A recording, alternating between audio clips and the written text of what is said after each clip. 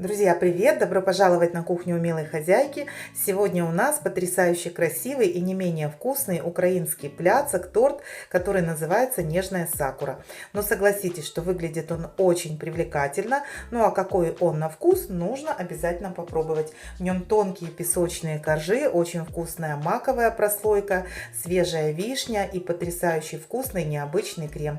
Торт не делается за 30 минут, но он того стоит. В описании под видео указано количество ингредиентов. В миску просеиваю сразу всю муку, добавляю разрыхлитель, соль и перемешиваю сухие ингредиенты. Затем сюда добавляю холодное сливочное масло и быстро все перетираю руками в крошку. Однородности добиваться не стоит, нужно, чтобы масло не успевало растаять от тепла ваших рук. Затем добавляю сюда сахар, ванильный сахар и снова все перемешиваю. Далее добавляю сюда желтки, их я заранее аккуратно отделила от белков, и сметану, у меня магазинная 20% жирности. Замешиваю тесто вначале ложкой, затем выкладываю на рабочую поверхность, присыпанную мукой, и обваливаю в муке.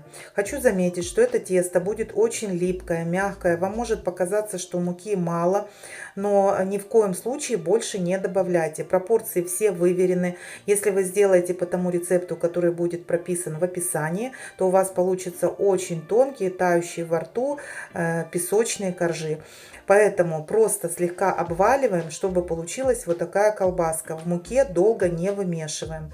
Эту колбаску нужно разделить на 6 примерно одинаковых частей. Я не взвешиваю, делаю на глаз. Каждую часть теста округляю. 3 кладу на одну тарелку, а оставшиеся 3 на вторую.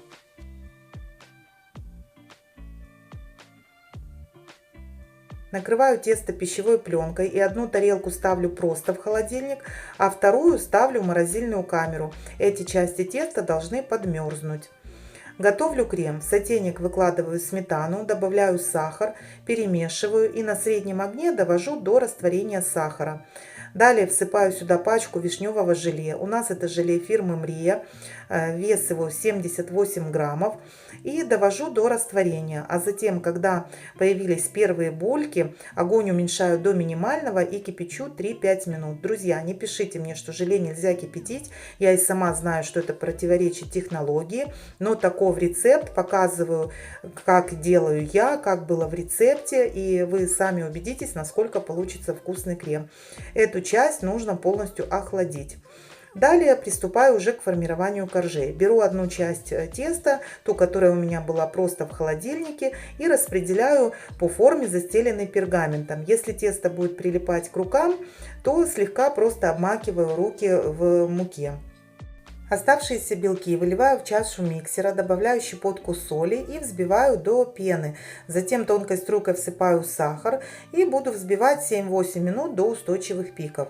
В конце добавляю щепотку лимонной кислоты и столовую ложку кукурузного крахмала. И в импульсном режиме, так чтобы крахмал не взлетал в воздух, перемешиваю, но уже недолго, буквально секунд 30-40. Получится очень устойчивая белковая масса.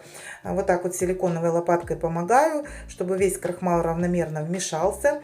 И посмотрите, насколько масса устойчива, она даже не выпадает из миски.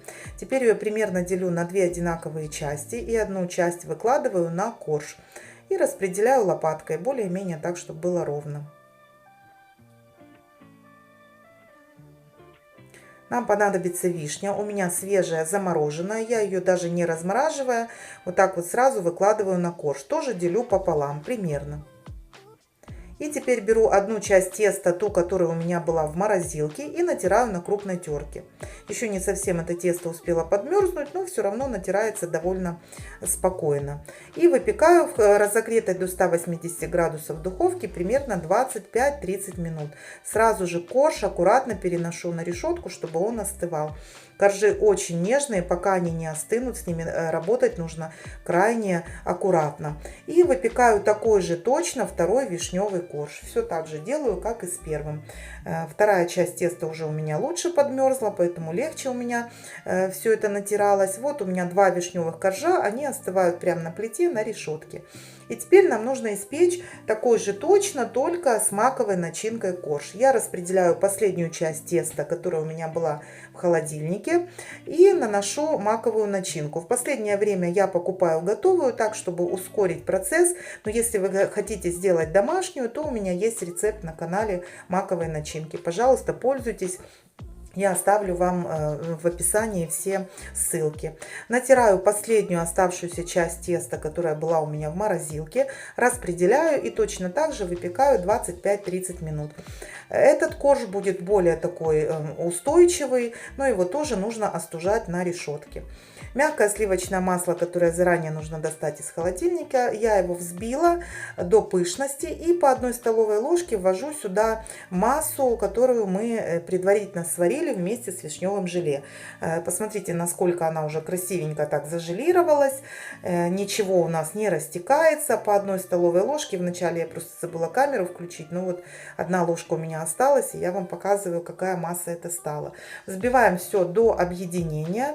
И вот такой получается у нас пышный воздушный крем, который потом постоит в холодильнике и станет более таким вот густым, более стабильным. Собираю торт, выкладываю вишневый корж.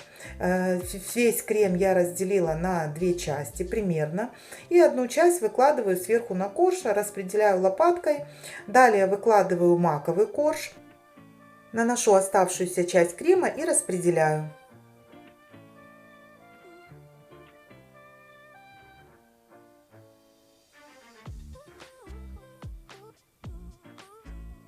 Сверху выкладываю вишневый корж. Можно торт никак не украшать, он и так довольно симпатично смотрится, а можно полить сверху растопленным шоколадом, как это сделала я. Но это по желанию. Ставим торт на 5-6 часов в холодильник или на ночь, а на следующий день уже разрезаем.